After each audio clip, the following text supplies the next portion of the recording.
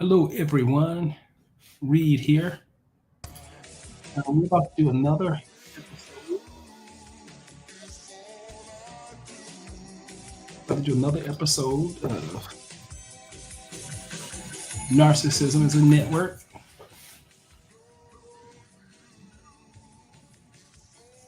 Earlier today, I brought up the concept of the ego, and I thought I should explain it a little bit more. I'm gonna give just a few people some chance to come in, and if you haven't had a chance to, please like, subscribe, and share. It's be interesting to share this information. I think the content I have is very valuable. I believe the perspective I come from is very unique, and I think it's very rich. I think the more you listen to my podcast, I think the more you'll learn. You know, if you're a person with empathy, you can recall there's one thing that the narcs around you have always done to you. And that is, they've always told other people not to listen to you, right? They never want anyone to listen to the things that I have coming out of my mouth. And the reason why is because my perspective is liberating. My perspective is freedom.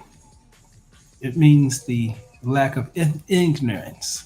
It means the lack of ignorance and therefore the lack of your pain, right? You're pain because of ignorance. You're in pain because of ignorance. Narcs are cowards, and they always do things behind your back.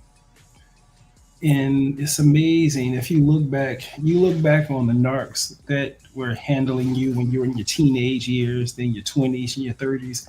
Look, they all did the same thing behind your back. It's amazing how all of those things went down and you didn't even know about it. It's amazing. um, these people are sick.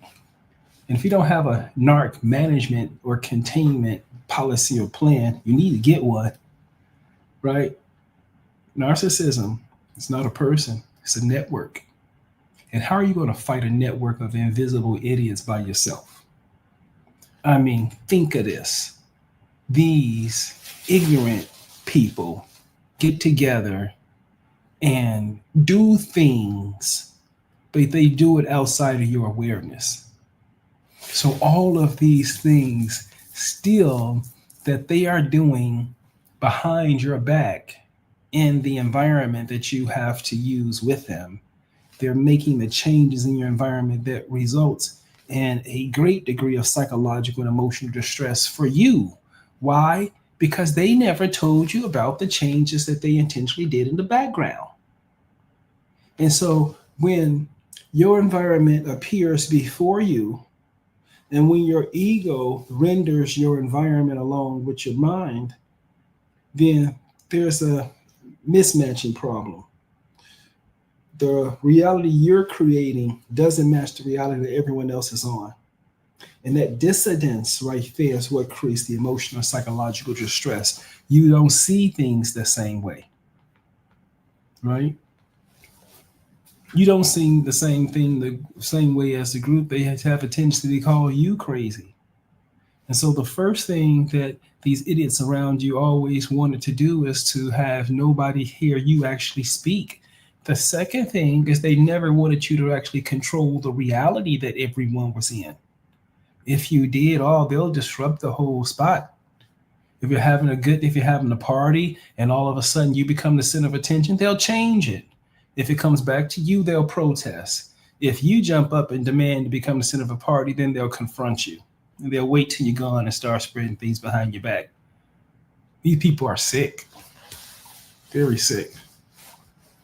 The ultimate goal of the narcissist is to control your ego. If anyone got control over your ego, then they are able to use you then they are able to be your handler, regardless of their relationship with you. and narcissistic parents, narcissistic siblings, narcissistic spouses, narcissistic friends, narcissistic bosses, narcissistic co-workers, narcissistic underling co-workers, the very minimal ones in the organization, because those at times rev up to come and get you too. And when they rev up, when the lowest people on the totem pole in the organization start attacking, you know you got a problem. Right. So the ultimate goal is to gain control over your ego. How do they gain control of your ego? They have to destroy something first. All right. Let me make it simple. When you are born, everyone's born, we're born primitive as we are, right? And then we don't have a sense of self yet, right? So we look out at the world and we look at mom and dad, our primary caretakers. We look at our family, like siblings. You look at extended families, like aunties and uncles. You look at things like neighbors, teachers, community leaders like ministers, physicians, law enforcement individuals like judges, attorneys, and things like that. Collectively, all the boundaries they set for you form your ego. Remember in church when you saw the big platter of chicken and one of the kids would put their hand in there and the lady would say, "No, don't you touch that," right? That child was learning boundaries. And don't put your hand in the public food, right? And hopefully that child will internalize that. And the next time the child comes around food in public that other people have to share, then the child would know not to do it on his own. And he'll hopefully know that if he does it again, somebody else is going to smack him on the hand, because that is a standard that's held up by the entire community. It's a safety standard to keep everybody safe in the community, right? Safe from getting sick, things like that. And so the people around the child is forming elements of the ego, all right? And so when you're born, you have the external part first, right? And whatever people are saying back to you, their opinions of you, that's how you feel you are. If they look at you like you're bad, then you feel bad. If you look at you like you're good, then you feel good. You're sort of dependent upon that external ego, right? And if you have no internal structure to balance that out, then you're 100% dependent upon the external ego, meaning you're 100% dependent upon the environment around you. So if the environment around you is favorable towards you, you're doing good. If the environment around you is not favorable towards you, you're doing bad. And you cannot escape that bipolarity you have there, right? Okay. However, as you grow, the internalized component of the ego starts to grow. So as you begin to grow and mature emotionally and psychologically and things like that, you get more of an internalized sense of self. And now these values in you internalizing, you can sort of set your own boundaries. You can sort of set your own limits. You definitely have a sense of things that you don't do. And you have a good idea about who you are, right? Now, the narcissist, psychopath, and sociopath, they target that internal component of that your ego, so they prevent the internal component from growing. They'll do everything they can to devalue you. They do everything they can to change people's opinion of you. They'll do everything they can to make it seem as if you're crazy. They'll do everything they can to alienate you from the people around you. They'll do everything they can to try to ruin your reputation. They'll do everything they can to try to destroy your business. They'll do everything they can to pummel away at the internalized sense of self. They want it such that things are so bad for you that you're so overwhelmed that all you can do is lay in your bed and cry. That's what they want. They want a regress infantile version because they want a weaker version of you because that's the best circumstances for them to win, right? So they have to pummel at your self-esteem, which is the internalized sense of yourself. And that's why they always lie to you. Yeah, they lie to you to always give you misinformation so you have difficulty rendering the information your world correctly. So when someone looking at you lying, now you know what they're trying to do. They are really trying to harm you. And they're doing it in a way that's so sneaky. They're doing it in a way that's so sneaky. But the amount of harm that it can cause is severe. It can cost you your life. These delusion and delusional systems you can fall in, you may not fall out of them. It'll cost you. And these people started by just lying to you.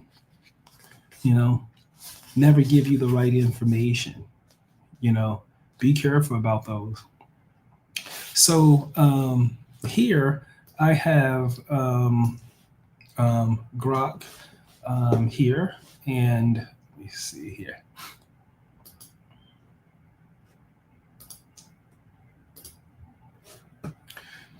Okay, I explain the human ego. Okay, the human ego is a complex and multifaceted concept, often described differently across psychology, philosophy, and spirituality. Right. Okay. The ego is the part of the human psyche that represents the sense of self or identity. The I that experiences, thinks, and interacts with the world, meaning the internal version of you, whoever you are internally. This is what the sixth sense of self is. Now, let me tell you this. Okay, now they say that we have like six senses, something like that, right? Smell, touch, taste, see, hear. Is that smell? Oh. Anyway, I forgot one. You know what I'm talking about. So they say you have all of these senses, but see, these are all of the receptors on the avatar or the receptors on the body, right? There's also another sense that you have. That's an internalized sense of who you are. And that internalized sense of who you are doesn't change over time. Even though your body changes, it remains the same. Even when you're dreaming, you'll have the same body. It'll be a different world, but it's the same you in there in the dream. And so this sense of self is even transferred over to the dream world, right? And so it's stable across worlds. So here, let's see, key perspective of the ego. Okay, this is Sigmund Freud analysis, description of the ego. This is his model that he sort of like helped develop. So it describes the ego as one of three components. So the ego has three components, right? The id which means I want everything. I want, right? Then the superego, which is your moral conscious, right? Remember, don't put your hand inside of the chicken bowl, right? Because we don't want your germs, right? That's that superego setting the boundaries, right? Okay, and then you have the ego that mediates the tension between the two, the id and the superego. And it uses defense mechanisms, and we'll go over those later, to sort of accomplish this balance. There's a toolbox that everyone receives when they're born, right? And as you manage the tension between id and the superego, so for example, let's say id wants to drink, right? Superego wants to work. Superego may shut down the drinking. So when the person drinks too much, the superego may make the person feel very depressed or very tired, very exhausted and fatigued because it wants to discourage that, right? So this tug of war between this id and the superego and what's expressed is sort of mediated through a range of defense mechanisms.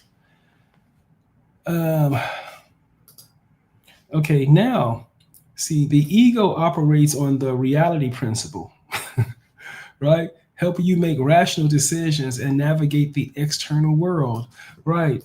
Okay, rational decisions. See, this is how cunning these narcissists are. That's one trait. These sick people, that's one trait you'll find that all of them have. They'll cunning. They'll find a way that you can never ever think of to exploit you or to exploit a situation. And it's cunning, and you can see it. These people are sick. So one of the cunning ways that they distort your reality is by introducing wrong information into your memory. That's why they have to lie it to you, right? And then all of the people who are in it together are all saying the same lie. Yep, they're saying the same lie, and they're saying it on purpose.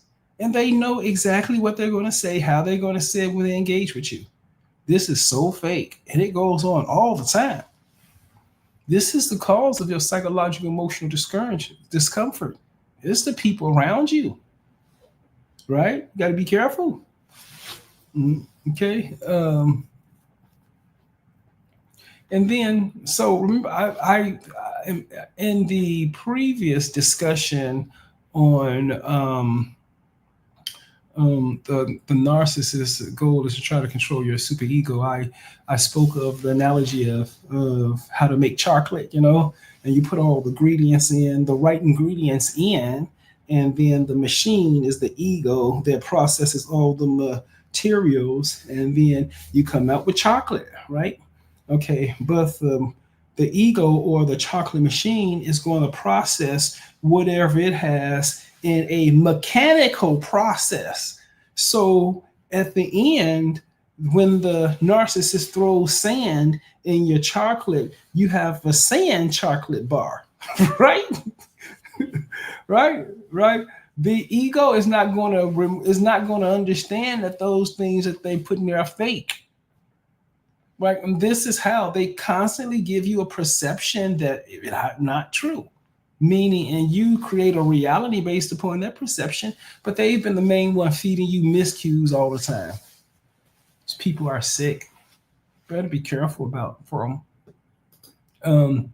And because they do that, you have difficulty navigating the external world. This is why you can't think carefully, right? This is why your memory doesn't work. Right? This is why you can't sleep, right? This is why no one actually takes up for you. This is why no one actually utters your perspective.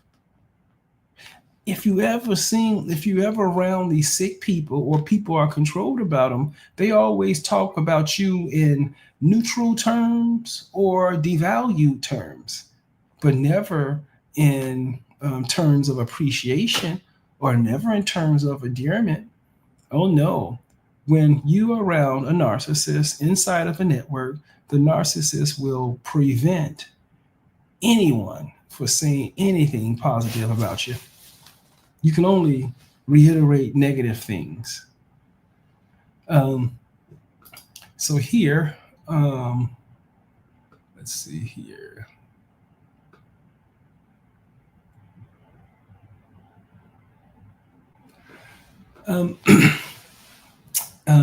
So here, let's see. Explain the super. Let me try this.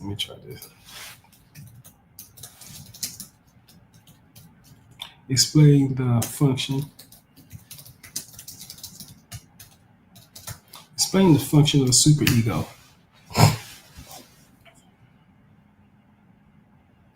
Okay. The superego is a key component of Freud's psychoanalytical model of the psyche, alongside the id and the ego. Remember, id, ego, and superego.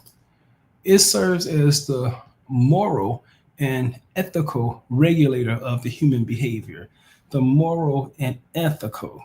Remember, you get a certain sense of values from your family, and a certain sense of morals and things from your family, and this is where it comes from. Some people have an allegiance to their religion, right? Right? Their morals point them more towards religion as the guide that they should follow. Other morals may think money, right, or fame, and their egos push them in those directions of fame and glory. You know,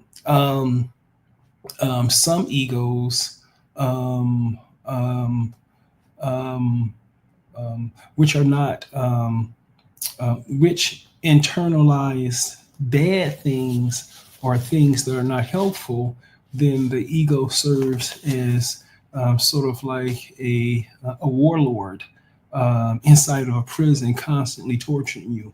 You know, so um, narcs, it's amazing how resourceful they are to sort of understand the science behind this stuff.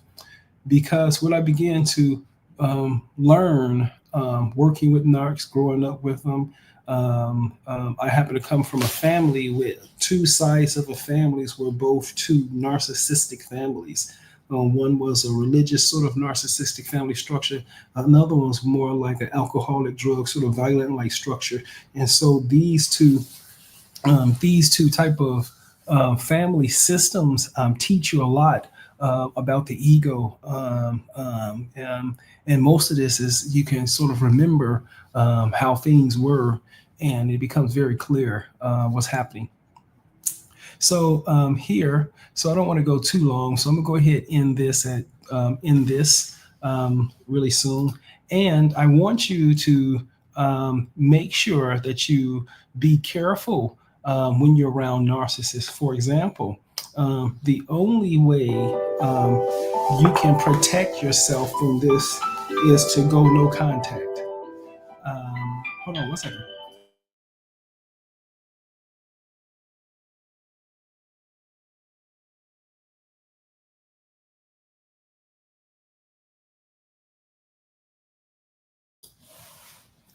Yeah. So um, the only way you can protect yourself from something like this is to go no contact, because it's the content that they're putting inside your brain that's incorrect. And if you assimilate enough of this, it's going to cause changes in how your reality is rendered. And it's sort of like your thought process has been contaminated with a lot of thoughts or with a lot of things that shouldn't be there. And as a result, this difference causes a significant amount of psychological and emotional stress. And so the first thing is to go no contact to stop that contamination process. And so I would really begin to look at narcissists and their contact as contamination. And when you get contaminated with their thoughts, they sort of infiltrate your thinking, and they create realities or versions of realities that creates a lot of pain and discomfort for you. So the only option is to go no contact. So I think that's it for me today. If you are dealing with these narcissists, then please think about it, that you are under attack from an entire network. And remember, they chose you, all right? If you draw boundaries with you, they attack right after you draw the boundary, right? Now, they try to get control of your superego, meaning destroy your internal sense of self, so you're relying upon the opinions of others, particularly them, after they destroy all your relationships with everyone else. These people are sick. You should be careful for them. Fight them like me. Dr. Reed out. I'll talk to you later, guys. Have a nice day.